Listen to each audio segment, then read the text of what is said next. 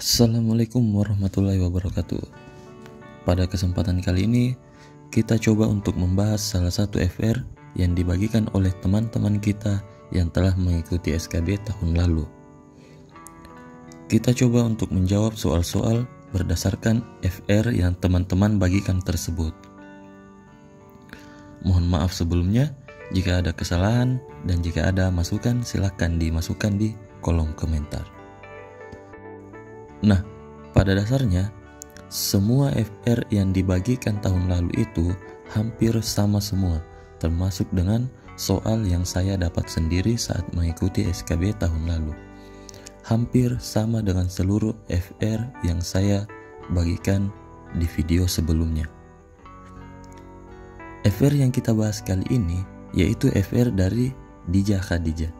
Nah, Mbak Dija ini mengikuti SKB tepatnya pada tanggal 24 September tahun 2020. Video kali ini kita fokus membahas FR SKB sanitariannya. Untuk FR soal-soal umum, teman-teman bisa dapat di video teman-teman yang lain, dan kita fokus di soal SKB sanitariannya. Nah, berikut kisi-kisi soal yang Mbak Dija dapatkan saat ujian. Dari 50 soal tersebut, soal yang paling sering muncul yaitu soal tentang house index, parameter ISPU, jumlah rata-rata tikus melahirkan, siklus malaria, cacing yang paling besar dan yang kecil, alat pengendalian debu, perjalanan bakteri secara vertikal, alat pengukuran kejernihan air, sampel penyakit filariasis, pengambilan sampel tanah, parameter air bersih. Ini harus dihafalkan semua standarnya. COD dan BOD, usap alat makan, mulai dari cara pengambilan sampelnya hingga jumlah kuman pada usap alat makan. Kemudian jenis-jenis kebisingan. Nah, metode penyelidikan lapisan batuan, cara pengambilan sampel limbah, skala kebakaran hutan, tes perkolasi tanah, metode Weir, dan standar kebisingan.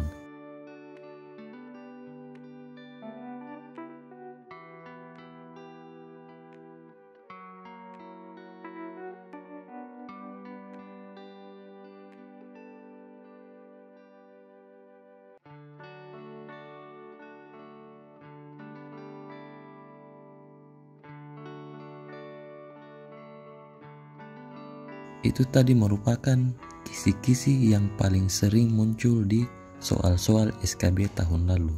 Salah satu saran dan masukan dari Mbak Dija juga untuk mengikuti tes SKB yaitu perbanyak latihan soal-soal FR yang sudah dibagikan tersebut, karena kemungkinan bank soal untuk Kesling sedikit, jadi soalnya itu saja, cuman dengan soal cerita yang berbeda-beda. Maka dari itu di awal saya katakan bahwa hampir semua FR yang dibagikan tersebut itu sama. Jadi kita bahas FR dari Mbak Dija ini ya.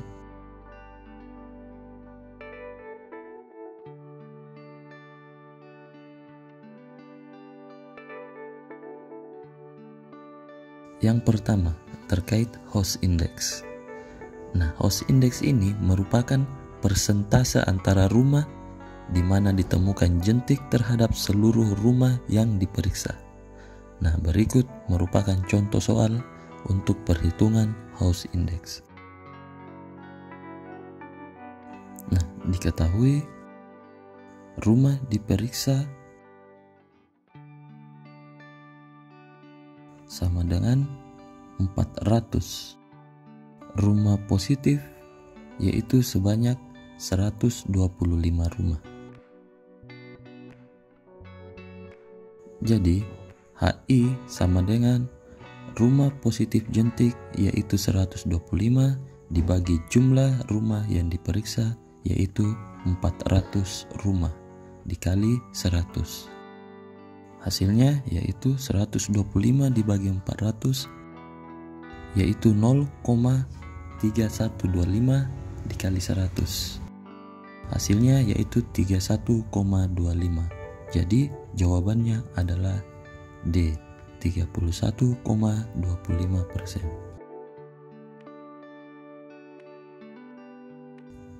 Lanjut. Nah, untuk soal ISPU ini ada soal yang menanyakan tentang yang mana saja yang termasuk parameter ISPU, kadar ISPU, waktu pengukuran, dan ada juga soal perhitungan tentang indeks standar ISPU.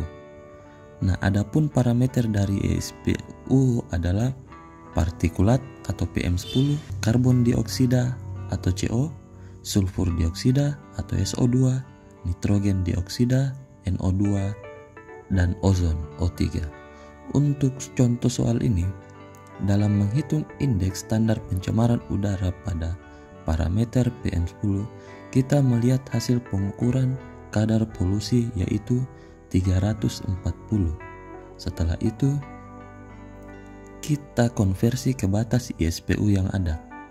Nah, mudahnya kita masukkan dalam bentuk grafik. Dari kurva batas angka indeks standar pencemaran udara dalam satuan matriks sumbu X di angka 340, ditarik ke atas sampai menyentuh garis, dan ditarik ke kiri sampai menyentuh sumbu Y hingga didapatkan angka 195.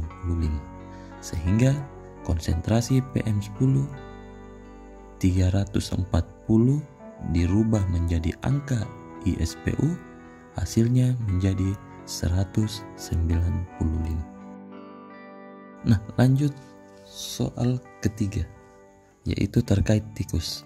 Berapa jumlah tikus dalam sekali melahirkan? Nah, pada FR soal ketiga ini yang ditanyakan adalah jumlah anak tikus dalam sekali melahirkan. Pendapat ini tentunya membuat bingung sebagian orang dalam menjawab karena banyaknya pendapat dan jawaban yang berbeda-beda. Apalagi saat kita mencari jawaban di Google. Namun, kali ini saya coba share salah satu artikel yang saya dapat di jurnal Litbang Kemenkes yang ditulis oleh Ibu Tri Isnani dalam tulisannya yang berjudul Tikus Rumah. Dalam artikel ini dijelaskan bahwa seekor tikus betina dapat melahirkan 6 hingga 12 ekor anak tikus, dengan rata-ratanya yaitu 8 ekor. Jika teman-teman ada jawaban yang lain atau sumber jawaban yang lain, silakan sertakan di komen supaya kita bisa sama-sama belajar lagi dan memperbaiki kesalahan ini. Soal berikutnya yaitu tentang siklus malaria. Berikut merupakan contoh soal tentang siklus malaria yang saya dapat, yaitu siklus hidup Plasmodium terdiri dari 2, yaitu siklus sporogoni atau siklus seksual yang terjadi pada nyamuk dan siklus skizogoni atau siklus aseksual yang terdapat pada manusia. Adapun contoh soal lain tentang malaria yaitu tujuan larvasidasi pengendalian vektor malaria, cara pengendalian vektor malaria, kriteria pelaksanaan residual spray, dan lain-lain. Berikut merupakan salah satu contoh soal yang membahas tentang fungsi termometer bola. Terkadang beberapa soal tidak langsung menanyakan fungsinya seperti apa, tapi dideskripsikan melalui soal, kemudian ditanyakan nama alatnya. Jadi jawaban sudah pasti termometer bola. Cacing yang dimaksud di sini adalah cacing nematoda usus. Cacing nematoda usus tersebut merupakan sekelompok cacing yang penularannya memerlukan tanah dengan kondisi tertentu.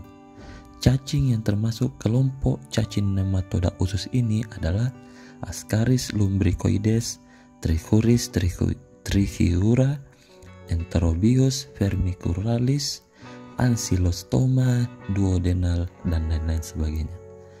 Nah, mengapa Ascaris lumbricoides termasuk cacing dengan ukuran terbesar?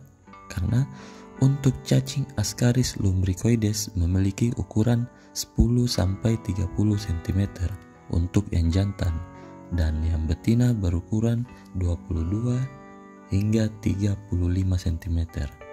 Untuk Trichuria sendiri, cacing jantan panjangnya 30 sampai 45 mm, sedangkan cacing betina panjangnya 35 hingga 50 mm.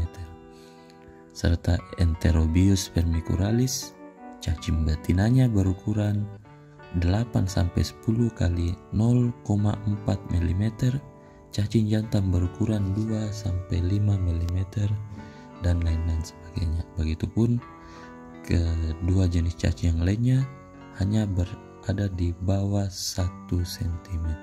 Nah, untuk soal alat pengendalian debu, berikut merupakan contoh untuk pengendalian debu ukuran 500 mikron. Ingat ya teman-teman, harus digarisbawahi untuk 500 mikron. Karena kalau teman-teman cari di Google nama alat untuk pengendalian debu, maka akan muncul nama alat pengendalian debu tapi yang bisa mengganggu sistem pernapasan, atau dalam artian ukuran partikelnya hanya dari 0,1 sampai 100 mikron saja. Contohnya seperti high volume air sample, personal dust sampler, dan lain-lain. Namun untuk alat yang dipakai untuk mengendalikan parameter debu ukuran 500 mikron adalah, menurut saya itu adalah bag filter.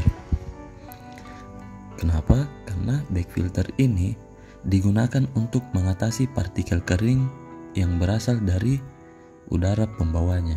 Jadi alat ini banyak digunakan di industri-industri karena alat ini efektif untuk mengatasi partikel-partikel kering yang ada di udara tersebut. Yang kedua yaitu Venturi Scrubber. Venturi Scrubber ini alat untuk memisahkan partikel namun dengan ukuran hingga 0,1 mikron dan gas larut di dalam air. Jadi otomatis B sudah tidak termasuk. Untuk yang C, Electrostatic Precipitator merupakan alat untuk menangkap abu hasil pembakaran dengan jalan memberi muatan listrik. Alat ini banyak kita temukan di kantor-kantor untuk membakar sampah-sampah yang dihasilkan, namun debu yang dihasilkan tidak terlalu mencemari lingkungan. Untuk D, Gravity Settling Chamber digunakan sebagai penangkap debu awal pre-collection untuk alat pengendali partikulat yang lain seperti Electrostatic Precipitator atau Fabric Filter untuk menghilangkan atau menangkap partikel dengan ukuran besar 10 hingga 50 mm. Jadi tidak termasuk dalam kategori 500 mikron. Dan E, Cyclone Separator atau Centrifugal. Ini alat untuk memisahkan gas dan material atau debu yang terbawa dalam aliran dengan ukuran 0,1 hingga 10 mikron. Jadi menurut saya jawabannya adalah bag filter. Jika ada kesalahan atau ada masukan, silakan masukkan di kolom komentar. Kisi-kisi atau FR terkait bakteri dalam tanah. Menurut Wagner dan Lanoix dalam Superman tahun 2002 bahwa pola pencemaran tanah oleh bakteri secara horizontal dapat mencapai 11 meter dan vertikal dapat mencapai 2 meter. Sedangkan pencemaran bahan kimia secara horizontal dapat mencapai 90 meter dan secara vertikal dapat mencapai 9 meter. Jadi jawabannya di sini adalah berapakah jarak maksimum pola penyebaran bakteriologis secara vertikal di dalam tanah? Jawabannya adalah 9 meter. Lanjut ke nama bakteri pada ikan. Nah, dari soal tersebut kita bisa fokus di kalimat bahwa pencemaran ikan tersebut terjadi saat ikan masih berada di perairan, waktu ditangkap maupun akan diolah. Oleh karena itu, jenis bakteri yang mengkontaminasi ikan tersebut adalah Vibrio parahaemolyticus. Karena menurut Liston 1989, bakteri Vibrio ini merupakan jenis bakteri yang hidupnya di laut, memiliki daya tahan terhadap salinitas cukup tinggi, Oleh sebab itu, bakteri patogen ini dapat mencemari pangan hasil laut. Dan menurut Safran, fibriosis disebabkan oleh bakteri-bakteri yang tergolong dalam genus Vibrio.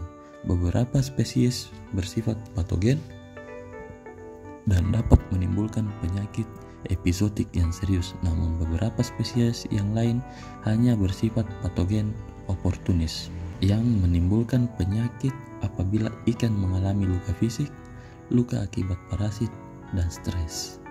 Terakhir, menurut Paul dan Wheeler tahun 1990 mengemukakan bahwa Vibrio ini sering ditemukan pada udang mentah, ikan mentah, serta kerang ikan dan pangan hasil laut lainnya yang kurang sempurna pemasakannya.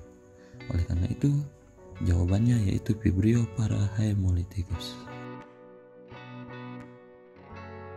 Untuk soal yang terakhir atau soal terkait alat ukur kejernihan air, ini merupakan kisi-kisi dari pertanyaan tentang alat ukur kejernihan air. Nah, teman yang dapat soal ini agak lupa terkait kalimat soalnya dan pilihan jawabannya apa saja. Namun yang penting kita ketahui bahwa alat yang dimaksud di sini, alat yang digunakan untuk mengukur kejernihan air itu adalah turbidimeter. Demikian video kali ini, kita bahas 10 soal pertama saja. Nah, jika banyak yang suka, maka nanti kita akan buat video selanjutnya, kita akan buat part 2-nya untuk bahas soal-soal berikutnya. Jika ada masukan, silakan tinggalkan di kolom komentar. Jika suka video ini silakan like, jika tidak suka langsung saja dislike. Sekian, saya Rahmat Febriandi. Wassalamualaikum warahmatullahi wabarakatuh.